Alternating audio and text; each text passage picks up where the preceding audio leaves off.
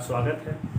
पिछले लेक्चर में हमने फंक्शन के बारे में बताया कि फंक्शन क्या होता है, फंक्शन कैसे डिजाइन होते हैं, फंक्शन का ग्राफिकल रिप्रेजेंटेशन क्या है, कैसे उसके हम डोमेन कोडोमेन और रेंज को निकालेंगे। अगर आप नहीं देखे रहिएगा तो ये हमारा जो लेक्चर है वो तभी समझ में आएगा जब आप पीछे फंक्शन के बारे में जानते होंगे, क्योंकि यहाँ पे हम डिस्कस करने जा रहे हैं टाइप ऑफ फंक्शन। फंक्शन कितने प्रकार के होते हैं, मैंने यहाँ पे कुछ फंक्शंस लिखे हैं। जैसे first is a constant function, second one is identity function, third one is one function, it is also called injective function। one का एक दूसरा नाम injective function भी है, ठीक है।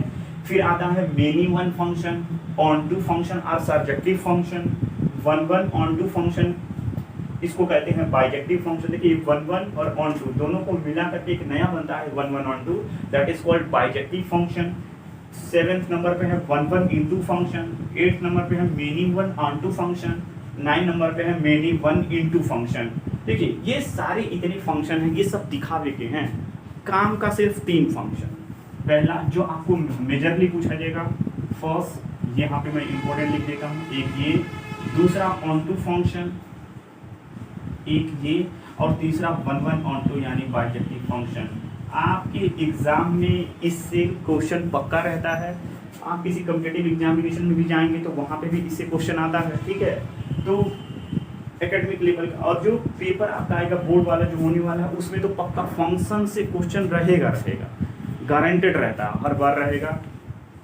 अच्छे और बहुत टफ क्वेश्चन नहीं रहते हैं। अगर आप बेसिक डेफिनेशन पढ़ें तो फिर आपको कोई तकलीफ नहीं होने वाली है, बहुत आराम से आप क्वेश्चन कर पाएंगे, ठीक है। तो आपको बस इन 3 पे ही ध्यान देना है, one function, onto function and one onto function. रही बात बताने की तो मैं आपको पूरा बताऊंगा इसमें, ठीक है, और बहुत कम समय में आपको सब कुछ समझ में भी आएगा। चलिए पहले डिस्कस करते हैं व्हाट इज कांस्टेंट फंक्शन। देखिए कांस्टेंट फंक्शन वो फंक्शन होते हैं जिनमें चाहे आप डोमेन का कोई भी एलिमेंट ले लो, उसे भेजना एक पर्टिकुलर फिक्स नंबर पे है। मतलब A f such that A to B a function such that, जो इस प्रकार से हो, such that f x equal to A for every x belongs to A, और जहां पे ए क्या है, where A is any fixed number, where A is any fixed number, कोई भी एक फिक्स नंबर है जहां पर किसी भी एक्स के बाद, जैसे मान लीजिए अब हमारा ये डोमेन है, ये हमारा कोडोमेन है, ठीक। यहाँ से यहाँ पे एक मैंने फंक्शन डिफाइन किया और जिसके पास ये प्रॉपर्टी है, तो मान लीजिए अगर ये पूरा का पूरा नेचुरल नंबर हो, यहाँ पे मैंने लिखा कि ये नेचुरल नंबर का सेट है, और ये भी अगर नेचुरल नंबर का सेट होते हैं यहाँ पे 1 2 3 4, और मान लीजिए कि जो हमारा फंक्शन है वो एफ एक्स इक्वल टू 5 है for every x belongs to natural number के लिए। तो चाहे अब आप इसमें देखिए, इसमें नीचे इसमें एलिमेंट सारे जाएंगे, ऐसे लिखे रहेंगे। अब 1 भी कहाँ, यहाँ 1 रखेंगे तो क्या आएगा 5, मतलब 1 कहाँ गया 5 पे, 2 कहाँ गया 5 पे, 3 कहाँ गया 5 पे, 4 कहाँ गया 5 पे, 5 कहाँ गया 5 पे। मतलब जितने भी एलिमेंट आएंगे सब के सब कहाँ जाएंगे 5 पे। तो इस टाइप का जो फंक्शन होता है उसे कहते हैं कांस्टेंट फंक्शन, ठीक है। देखिए इसके बाद से है हमारे पास आइडेंटिटी फंक्शन। आइडेंटिटी फंक्शन किसको कहते हैं कि जो कोई परिवर्तन ही ना करे, जो जैसा रहेगा वैसे ही छोड़ देगा। मतलब f from a to b be a function such that इस प्रकार से है कि fx equal to x for every x belongs to A, एक्स का कोई भी एलिमेंट अगर मैं ले रहा हूँ तो उसे वैसे ही छोड़ देता है। फॉर एग्जांपल अगर मैं एक फंक्शन डिजाइन किया हूँ यहाँ से f पर हमारा ये 1 2 3 है और ये भी 1 2 3 है, तो यहाँ पे अब देखिए फंक्शन हमारा कैसे वर्क कर रहा है कि, और मैंने यहाँ पे लिख दिया है कि एफ एक्स किसके बराबर है एक्स के। तो आप यहाँ से ग्राफ से देख सकते हैं, यहाँ पे 1 2 3 है क्योंकि यहाँ पे डोमेन और कोडोमेन मैंने सेम ले लिया है, और यहाँ से यहाँ पे एक फंक्शन डिजाइन है। तो देखिए यहाँ पे 1 रखेंगे तो क्या मिलेगा, 1 1 पे जाएगा, 2 भी 2 पे जाएगा, 3 3 पे जाएगा। तो ये जो हमारा फंक्शन इस तरीके का बनता है, जो कि फंक्शन की एलिमेंट में कोई चेंज नहीं करता है, एज इट इज उसे ट्रांसफर करता है दूसरे साइड यानी कोडोमेन में। that type of function is called identity function and it is very useful to find inverse of any kind of function and other ways। जी हाँ, अब देखिए यहाँ पे कि हमने लिखा 1 और इंजेक्टिव फंक्शन। तो कोई फंक्शन, ये बहुत ही इंपॉर्टेंट है और ध्यान से पढ़िएगा इसे क्योंकि यही पूछा जाता है। प्रूफ करें कि दिया गया फंक्शन 1 1 है, तुरंत दे देगा कि एग्जांपल क्या आएगा, बताइए 1 1 है कि नहीं है। If function f such that a to b is defined to be 1 1 are injected if the image of distinct element of a, जो डोमेन के अलग अलग एलिमेंट होने चाहिए वो कोडोमेन के अलग अलग एलिमेंट पर ही मैप्ड होने चाहिए। वही मैंने लिखा कि if the image of distinct element of A under F R distinct, मतलब अलग अलग एलिमेंट की इमेज बने। ठीक है, देखिए यहाँ पे जैसे मान लीजिए ये हमारा एक फंक्शन है यहाँ से यहाँ पे, तो ये 1 1 तभी होगा, ये f है।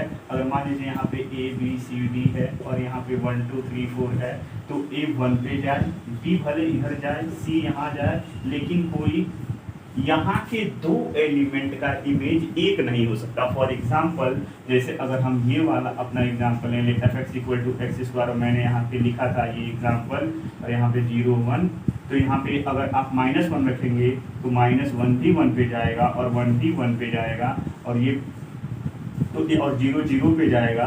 और इसका मतलब हुआ क्या कि ये वाला फंक्शन, ये जो मैं यहाँ पे एग्जाम्पल दिया हूँ, दिस इज नॉट 1 1, ये 1 1 नहीं है, ये 1 1 नहीं है, और ये 1 1 है। तो अब आपने देखा कि यहाँ के दो एलिमेंट इस तरह के एक एलिमेंट पे नहीं जाने चाहिए, तो दिया गया फंक्शन हमारा कैसा रहेगा, 1 1 रहेगा। जबकि इस केस में आप देख रहे हैं कि -1 भी 1 पे गया और 1 भी 1 पे गया, इसका मतलब ये वाला जो फंक्शन f(x = x² है या f(x = x⁴ x⁴ है, this is not 1 1 function, but f(x = x is always 1 1। मतलब अगर x का पावर कोई इवन नंबर हो, देखिए यहाँ से मैं अगर ऐसे लिख देता हूँ f(x = x⁴n is where n is even या मल्टीपल ऑफ 2, ऐसे भी लिख सकते हैं, देन इट नेवर बी 1 1, ये कभी 1 1 नहीं हो सकता। अगर डोमेन में हमारे, ये नहीं कह रहा डोमेन को, डोमेन R से R की हम बात कर रहे हैं, अगर मान लीजिए हमारा फंक्शन यही हो और डोमेन को मैं रिस्ट्रिक्ट कर दूँ यहाँ पे 1 2 3 4 हो, और फिर हम यहाँ पे फंक्शन लगाएं यहाँ पे 1 2 3 4 हो, तो बिकॉज नेचुरल नंबर से नेचुरल नंबर पे ये वाला भी फंक्शन 1 1 हो जाएगा। ठीक है, लेकिन अब बस यहाँ ध्यान देने की बात है कि हम डोमेन क्या मान रहे हैं। अगर कोई आपसे पूछ रहा है कि आप इसके 1 1 1 2 को बताइए, तो उसके आंसर से पहले आपका एक क्वेश्चन होना चाहिए क्या, कि पहले आप अपना डोमेन निर्धारित करिए। जब तक डोमेन कोई नहीं बताए, आपको फंक्शन के 1 1 ऑन्टोनस पे कोई कंडीशन नहीं लगानी है, कुछ आप नहीं बताएंगे। पहले आप कहिए अगले को कि वो फंक्शन बताए, उसका डोमेन बताए और उसका को डोमेन बताए, उसके बाद आप अपनी कैलकुलेशन स्टार्ट करिएगा। बिना डोमेन का कोई काम नहीं होना चाहिए।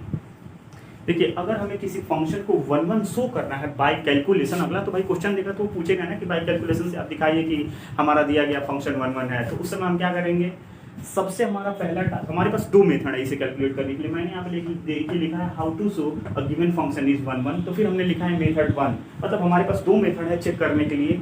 फर्स्ट मेथड मैं आपको कैलकुलेटिव मेथड बता देता हूँ, और दूसरा मैं आपको ग्राफिकल बताता हूँ, जहाँ पे आप सिर्फ ग्राफ को देखेंगे और ग्राफ को देखते ही तुरंत बताएंगे कि दिया गया फंक्शन 1 1 है या हमारा फंक्शन 1 1 नहीं है। मतलब ये बहुत ही इंपॉर्टेंट होता है जब आप किसी एंट्रेंस एग्जाम में बैठे होते हैं और आप बिना कैलकुलेशन के फंक्शन को देखते ही ये बता पाएंगे कि ये फंक्शन 1 1 है कि नहीं है, तो वहाँ पे आपका समय बचेगा और आप कंपटीशन को इजीली क्वालिफाई कर सकते हैं। ठीक है, तो चलिए देखते हैं कि कैसे किसी फंक्शन को हम चेक करेंगे कि 1 1 है। हमने यहाँ डेफिनेशन पे बताया था कि distinct element of the domain under f are distinct images. ठीक है, तो f के अंडर में अगर हम इमेज उसका कैलकुलेट कर रहे हैं तो वो डिस्टिंक्ट होने चाहिए। इसका मतलब कि अगर हम दो इमेज को बराबर कर लें, मतलब मेथड 1 कहता है कि इफ, ये हम मान के चलेंगे, लेट, सबसे पहले आप लिख दीजिएगा कि लेट x1 और x2 जो भी आपका डोमेन रहेगा, आपको फंक्शन दिया रहेगा a से b में और कहेगा बताइए कि ये फंक्शन हमारा 1 1 है कि नहीं, तो आप सबसे पहले क्या करेंगे कि let x1, x2 belongs to A B arbitrary, आप अपनी मर्जी का कोई दो नंबर ले लीजिएगा डोमेन से, फिर क्या करिएगा, और ये इस तरीके से x1 x2 होने चाहिए कि इनके जो इमेज आ रहे हैं वो कैसे हों, बराबर हों। देन ट्राई टू प्रूफ, अगर आप ये प्रूफ करने में कामयाब हो जाएं कि x1 x2 के बराबर हो जा रहा है, तो हम ये स्टेटमेंट तुरंत इंप्लाई करेगा कि f इज 1 1। तो कैलकुलेशन वाले मेथड से अगर आपको चेक करना हो तो ये 1 1 का मेथड है चेक करने का। ठीक है, जैसे एग्जांपल मैं आपके सामने ही कर देता हूँ, एक मैं एग्जांपल लेता हूँ। मान लीजिए f हमारा डिफाइंड है r माइनस, यहाँ पे 1 लिख देता हूँ और यहाँ पे लिख देता हूँ r तक। ठीक है, अब कोई नंबर यहाँ पे आएगा, मान लीजिए यहाँ पे कोई सेट मैंने a ले लिया है, यहाँ पे कोई b ले लिया है, और fx हमने कहा है कि ये इस तरीके से है कि मतलब डिफाइन है हमारा फंक्शन, यहाँ पे x + 3 है और यहाँ पे x + 1 है। और हम कह रहे हैं चेक इट इज़ 1 1 और नॉट, इट इज़ 1 1 और नॉट। आपको चेक करना है कि ये दिया गया, ये आपका क्वेश्चन हो गया, मैंने डिजाइन किया, और ये आपका सोल्यूशन कैसे चेक करेंगे। हमने क्या कहा था, सबसे पहले आपका टास्क क्या रहेगा कि लेट जो भी आपका डोमेन दिया रहेगा उसमें से आप 2 पॉइंट ले लेंगे, ठीक है। x1, x2 belongs to A, B arbitrary, इसलिए कह रहा हूँ कि आपके मन का हो कि आप किसी भी पर्टिकुलर एलिमेंट पे ये बातें प्रूफ कर पाए, ठीक है। और हमने कहा कि ये इस तरीके से हो कि f of x1 equal to f of x2, ये इस तरीके से थी such that f of x1 equal to f of x2। भाई अगर x1 x2 के बराबर है तो f में x रखने पे ये आ रहा है, तो f में अगर हम x1 रखेंगे यहाँ पे जाएंगे तो क्या आएगा, x1 plus 3 upon x1 plus 1, और यहाँ पे राइट साइड में यहाँ पे जब x2 रखेंगे तो क्या आएगा, x2 plus 3 upon x2 plus 1। अब देखिए इसे सॉल्व करना है तो हमें कार्टेशियन मल्टीप्लाई करना पड़ेगा, इसका मतलब यहाँ पे आ जाएगा x1 प्लस 3 और x2 plus 1 is equal to x2 plus 3 और यहाँ पे आ जाएगा x1 प्लस 1। अब इसे गुणा कर लेंगे तो क्या आएगा, x1 x2 plus 3x2 plus x1 plus 3। ऐसे ही राइट साइड में गुणा करेंगे तो क्या आएगा, x1 x2 plus 3x1 plus, अब इसका इसे मल्टीप्लाई करेंगे तो x2 और प्लस क्या आ जाएगा 3। तो अब देखिए यहाँ से x1 x2 इधर से कट कैंसिल हो गया, सेम टू सेम, यहाँ 3x1 है, यहाँ पे देखिए ये 3 से 3 कैंसिल हो गया तुरंत, ठीक है।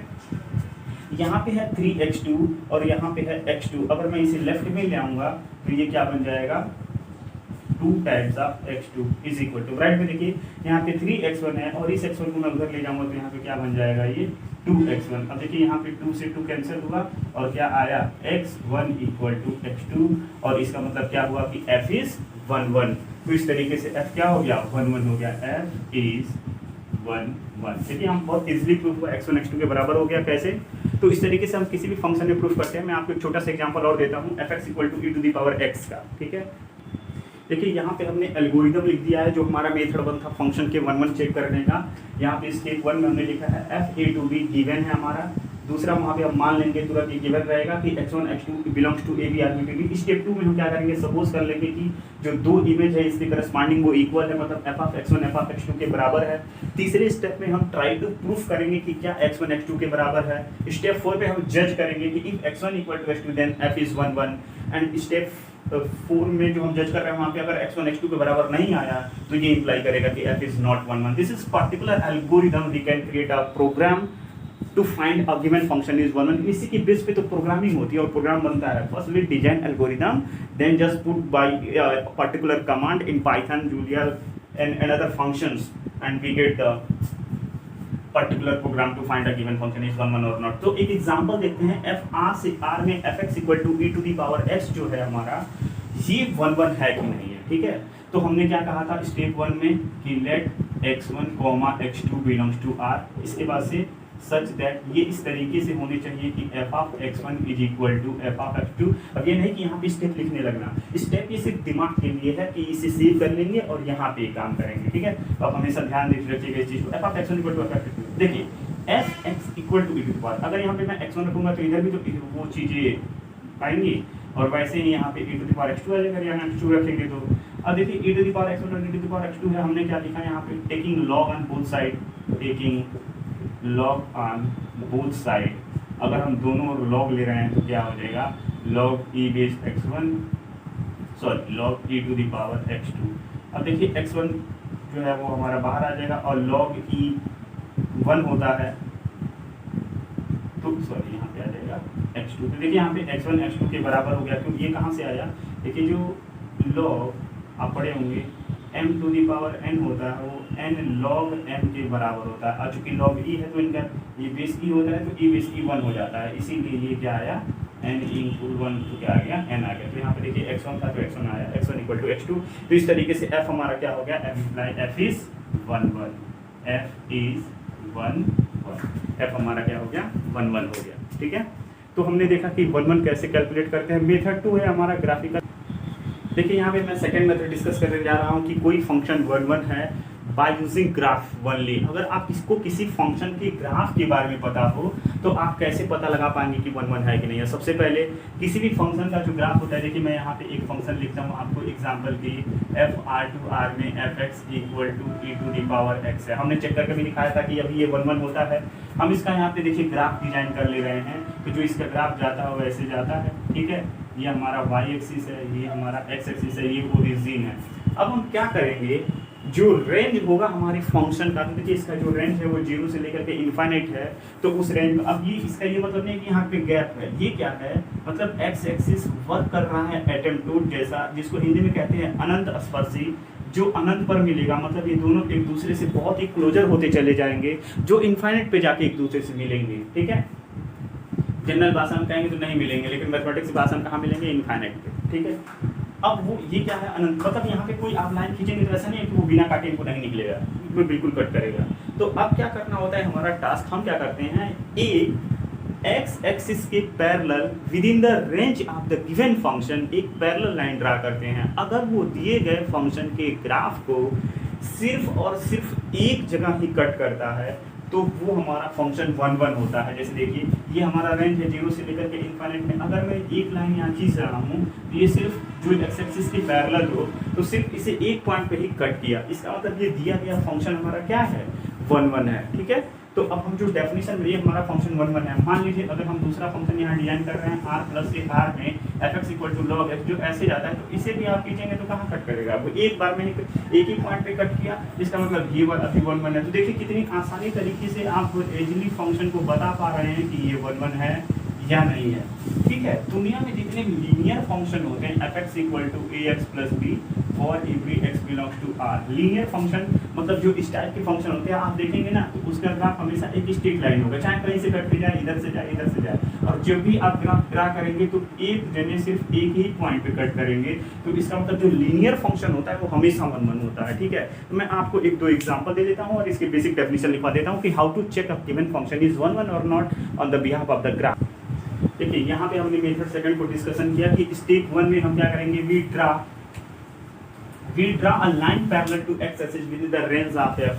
क्यों ये बात कर रहा हूँ, ये नहीं कि हमारा e⁻x यहाँ है, हम ग्राफ हम लाइन यहाँ खींच रहे हैं, कह रहे हैं काट ही नहीं रहा है, काटा ही नहीं, इसका मतलब आपका 1 1 है ही नहीं, जो आप बताएं वो झूठा है। तो ऐसा आप नहीं करेंगे, हमने with in the range of f की बात किया था, मतलब जो ग्राफ जहाँ पे फ्लक्चुएट कर रहा है, जो फ्लक्चुएशन रेंज है वहाँ पे जाके आप खींचिए लाइन, तब काटेगा ना। ऐसे नीचे कहीं काट लो फिर कहोगे कि आपका रूल गलत है, तो ये ऐसा नहीं करना है आपको। We draw a line parallel to x axis within the range of f। अगर फिर मैंने स्टेप 2 में लिखा है कि if the line cuts the graph at only 1 point then f is 1 1। अगर ग्राफ को हमारा जो लाइन खींचे एक्स एक्सिस के parallel within the range of f सिर्फ एक जगह काट रहा है तो 1 1 है। If the line cuts the graph at more than 1 point then f is not 1 1। तो इस एल्गोरिथम से आप तुरंत चेक कर पाएंगे कि दिया गया हमारा जो फंक्शन है वो 1 1 है या 1 1 नहीं है, ठीक है। देखिए आपके सामने हमने कुछ एग्जांपल लिखे हैं जो सारे के सारे फंक्शन 1 1 है। देखिए आपके पास एक गुड स्टॉक होना चाहिए किसी भी नॉलेज का। तो अगर हमने 1 1 के बारे में पढ़ रखा है तो उसे कैसे चेक करते हैं, by method of graphical, by calculative method, कौन से ऐसे फंक्शन है जो 1 1 हमेशा होते हैं। तो आपके सामने मैं कुछ फंक्शन लिख दिया हूँ, ये स्टॉक्स आपके पास जमा होने चाहिए। f(r)(r) fx equal to x, जो ये this is identity function, this is linear function. मैंने आपको कहा था कि लीनियर फंक्शन हमेशा 1 1 होता है, तो मैंने उसका एग्जांपल दिया। ax⁴n plus b where n is odd, अगर इस तरीके का कोई भी फंक्शन आता है जहाँ पर n ऑड हो, ठीक है, और a और b कोई भी पॉजिटिव इंटीजर्स हो, ठीक है, वेयर n इज ऑड, ये कोई भी रियल नंबर हो सकते हैं और भी, तो ये हमेशा जो दिया गया फंक्शन है वो 1 1 होगा। x जो के साथ में mod x होता है, अगर r से r पे, तो ये हमारा दिया गया फंक्शन जो है x के साथ में mod x, ये भी 1 1 हो जाता है, ठीक है। f(r)(r) fx equal to e⁻x is also 1 1। फिर आप देखेंगे f(r)(r) e⁻x, जहाँ पर a ग्रेटर देन 0 1 1 होता है। f(r0) से r में क्या है, r0 मैंने डिफाइन किया है कि r0 में से ये चूंकि 0 पे डिफाइन नहीं होगा इसलिए मैंने 0 को बाहर कर दिया था। fx equal to 1/x is also 1 1। fr plus से r में हमारा fx equal to log x है, मैंने इसका भी एग्जांपल दिया था, चूंकि x 0 पर डिफाइन नहीं होता है और ना ही नेगेटिव नंबर पर, इसीलिए हमने पॉजिटिव रेंज इसका चूज कर लिया है। तो ये जो जितने सब फंक्शन है ये सभी के सभी कैसे हैं, ये सब के सब 1 1 फंक्शन हैं, ठीक है। ये सभी के सभी हमारे 1 1 फंक्शन है।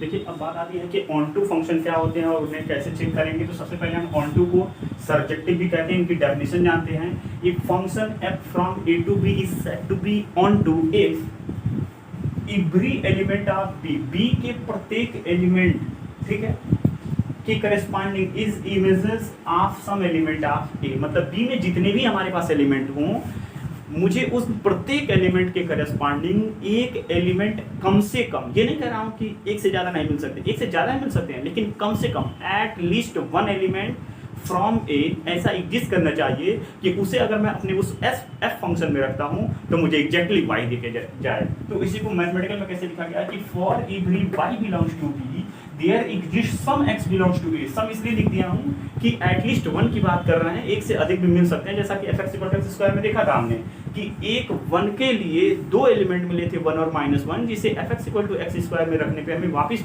वन ही मिल रहा था। There exist some x belongs to A such that f x equal to y. तो ये जो है वो हमारी डेफिनेशन है ऑन टू फंक्शन की।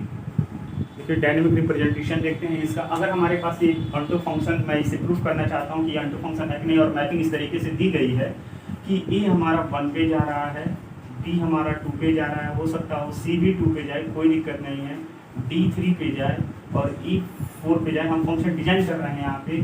और अगर ये 5 छूटा रह गया, मान लीजिए अगर ये 5 छूटा रह गया, मतलब ये एक ऐसा एलिमेंट हमें कोडोमेन में मिला जिसके करस्पॉन्डिंग यहाँ पे कोई भी मुझे इमेज नहीं मिल रहा है, तो ये दिया गया फंक्शन जो है ये हमारा ऑन टू नहीं होगा। ठीक है, तो अब हम अगर मान लीजिए यहाँ पे एक एलिमेंट और होता है यहाँ पे f, और यहाँ पे अगर मैं इसे अटैच कर दिया होता है कि 5 का जो प्री इमेज है, 5 का जो प्री इमेज है वो f है, तो ये वाला हमारा फंक्शन कैसा हो जाएगा, ये हमारा फंक्शन ऑन टू हो जाएगा। बस पहले जो हमने फंक्शन की डेफिनेशन पढ़ा था उसमें क्या था कि इधर का एलिमेंट छूट सकता है, ठीक है, लेकिन बस ऑन टू में इतना ही अंतर आता है कि ऑन टू में जो कोडोमेन का प्रत्येक एलिमेंट होना चाहिए उसके करस्पॉन्डिंग एक मुझे सेट ऑफ डोमेन में एक एलिमेंट मिलना चाहिए जिसको रखने के बाद से वापस आए। ठीक है, तो अब देखिए 1 अगर एफ में मैं ए रखूंगा तो मुझे 1 मिलेगा, एफ में अगर मैं डी रखूंगा तो मुझे 2 मिलेगा, एफ में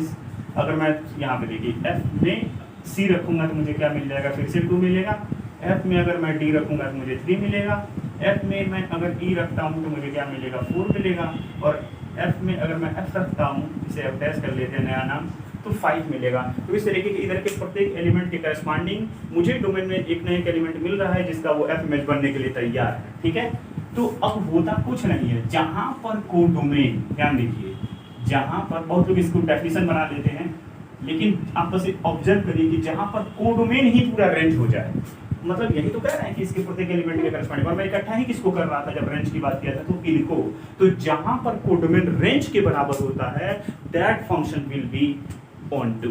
ये आपकी ऑन टू की एक्चुअल डेफिनेशन है। देखिए आपके सामने मैंने 3 एग्जांपल लिखा है। फर्स्ट एग्जांपल है f R to R f x equal to e to power जिसका मैंने ग्राफ यहाँ दिखाया है। एफ आर से आर में दिस इज आइडेंटिटी फंक्शन जिसका ग्राफ मैंने यहाँ दिखाया है, और तीसरा है f R to R f x equal to mod x, इसका भी ग्राफ मैंने दिखाया है।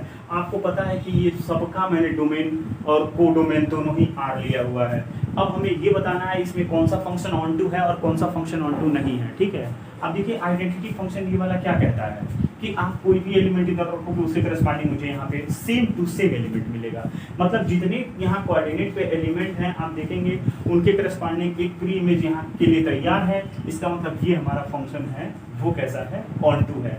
How to check onto, इसके लिए मेथड है, जैसे हमने 1-1 में आपको बताया था मेथड 2 चेक करने का, वैसे ही बहुत ही फैंटास्टिक मेथड इसका भी है ऑन टू को भी चेक करने का, वो मैं आपको अभी डिस्कस करूंगा with the help of example, जो बहुत ही यूजफुल होता है किसी फंक्शन की इनवर्स को निकालने में और ऑनटूनेस को चेक करने में। ठीक है, क्योंकि जब क्वेश्चन आता है तो दोनों आता है check this function is either 1-1 और ऑन टू और बोथ। ठीक है, तो ये बहुत जरूरी होता है कि ऑन टू के प्रोसेस को हम कैसे सीखेंगे, और उससे एक और फायदा है इनवर्स निकालने में वो बहुत मददगार होता है, क्योंकि दोनों में बहुत अंतर नहीं होता है, थोड़ा सा अंतर होता है। तो ये जो हमारा फंक्शन है ये ऑन टू है।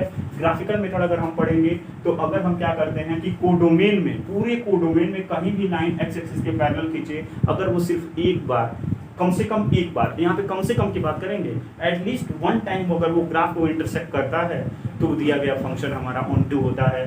तो अब आप देखिए अगर यहाँ पे आप वही लाइन ड्रा करेंगे तो हम चेक करने के बाद बताएंगे, लेकिन आपने देखा कि यहाँ पे क्या कोई नेगेटिव नंबर, जैसे मान लीजिए यहाँ पे -1 है, क्या -1 कभी यहाँ पे पहुँच पाएगा? क्या ये हमारा जो रेंज है ये तो ऊपर से ही ऐसे चला जा रहा है। जो इसका रेंज मैंने आपको बताया था वो 0 से लेकर के इनफाइनाइट बताया था। क्या 0 से इनफाइनाइट r के बराबर होता है? नहीं। इसका मतलब ये हमारा जो है फंक्शन, ये जो फंक्शन है वो कैसा नहीं है, ऑन टू नहीं है, ठीक है। जो तीसरा फंक्शन हमारा f r2r fx equal to mod x, यहाँ से देख रहे हैं आप, ये इसका जो डोमेन है वो डोमेन है वो कहाँ है, 0 टू इनफाइनाइट है।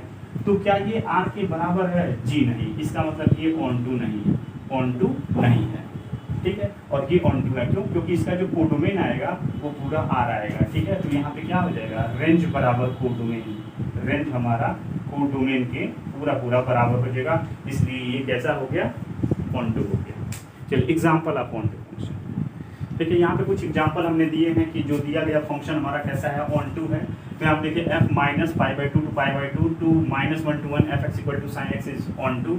f r से r प्लस यूनियन 0 में fx equal to mod x onto है। देखिए हमने यहाँ पे रेंज को अपने को मिनिमाइज कर लिया है, कोडोमेन को। यहाँ 0 से π में -1 to 1 fx equal to cos x is onto, f r2r fx equal to ax plus b is onto, f r2r fx equal to x is onto. तो ये हमारे पास कुछ एग्जाम्पल हैं on two functions के। तो इसके बाद से अब हम क्या करेंगे, वो मेथड सीखेंगे कि how to check a given function is onto. देखिए अब कोई फंक्शन हमारे पास ऑन टू है या नहीं है, उसे चेक करने का जो हमारा तरीका है, यहाँ पे how to check a given function is onto. तो यहाँ पे मेथड 1 हमने लिखा है स्टेप 1 में कि अगर f a से b में कोई भी फंक्शन हो तो हमारा पहला टास्क होता है, जब देखिए जब हम 1 चेक कर रहे थे तो एलिमेंट a से मान रहे थे, लेकिन ऑन टू चेक कर रहे हैं तो यहाँ मुझे प्रत्येक कोडोमेन के लिए एक एलिमेंट खोजना है, इसलिए मैंने y कहाँ से उठाया है, b से उठाया है। मतलब let y belongs to b be arbitrary. आप, मैं आर्बिट्रेरी इसलिए ले रहा हूँ कि आप कोई भी एज्यूम कर सकते हैं, मुझे प्रत्येक के लिए चेक करके दिखाना है ना, इसलिए मैंने y कहाँ से लिया, b से लिया। और उसके बाद हमने कह दिया कि आर्बिट्रेरी है, आपके मन का, आप जो मर्जी ले सकते हैं। फिर स्टेप 2 में हम क्या करेंगे, y इक्वल टू जो भी फंक्शन दिया रहेगा उसे लिख लेंगे। लिखने के बाद से हम ट्राई करेंगे कि x को इन टर्म ऑफ y लिख दें। जब एफ वाई आएगा तो चूंकि एक एलिमेंट होगा, जब वहाँ पे फंक्शंस रहेंगे और नंबर हम रखेंगे तो एक एलिमेंट टाइप का आएगा। तो अब देखेंगे कि क्या नंबर रखने पे, y की वैल्यू रखने पे ये जो एफ वाई एक नंबर में कन्वर्ट हो रहा है। तो स्टेप 3 में वही दिखाया हूँ कि if x equal to f y belongs to A, अगर वो a इस डोमेन के एलिमेंट में चला जा रहा है, डोमेन का एलिमेंट बन रहा है, then f is onto, तो f ऑन टू होगा। और अगर x equal to f y belong नहीं कर रहा है a में, तो उस केस में जो है हमारा f जो होगा वो ऑन टू नहीं होगा, और अगर बिलोंग कर गया तो हमारा f कैसा होगा, ऑन टू होगा। तो एक एग्जांपल देखते हैं यहाँ पे बहुत आराम से, एक एग्जांपल देखते हैं। देखिए एक एग्जांपल हमने कंसिडर किया है कि fx equal to 2x plus 3। तो यहाँ पे अब ये चेक करना है कि ये फंक्शन हमारा इज ऑन टू और नॉट, इज ऑन टू और नॉट, ये मुझे चेक करके बताना है। तो हमारा सॉल्यूशन में जो पहला स्टेप हमने क्या लिखा था कि लेट y बिलोंग्स टू कहाँ से, आर बी आर्बिट्रेरी। ये जो हम पॉइंट माने ये बताएंगे कि कोडोमेन का है, क्योंकि आर डोमेन और कोडोमेन दोनों सेम है, तो हम पहले ही मेंशन कर देंगे कि हमारा कोडोमेन का एलिमेंट है ये, ठीक है। और सच दैट जो इस प्रकार से है कि y को मैं किसके बराबर मानता हूँ, fx के बराबर मानना है। देखिए यहाँ पे वही लिखा था। और fx किसके बराबर है, आप देखिए fx हमारा है 2x प्लस 3 के बराबर, ठीक है। और इसके बाद से हमने कहा था कि आप ट्राई करेंगे x को इन टर्म ऑफ y लिखना, तो x को फ्री करना है मुझे, तो इसे लिख देंगे y इक्वल टू 2x। और यहाँ पे अगर हम 2 से डिवाइड करते हैं तो हमारे पास आएगा y माइनस 3/2।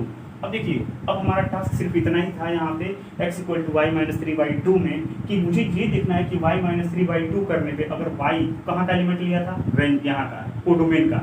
अगर मैं मान लेता हूँ y इक्वल टू हमारा 2 है या 3 है, y इक्वल टू 3 है, तो 3 माइनस 3 क्या आएगा, 0। x इक्वल टू 0, ये इसमें बिलोंग कर रहा है कि नहीं कर रहा है, तो बिल्कुल कर रहा है।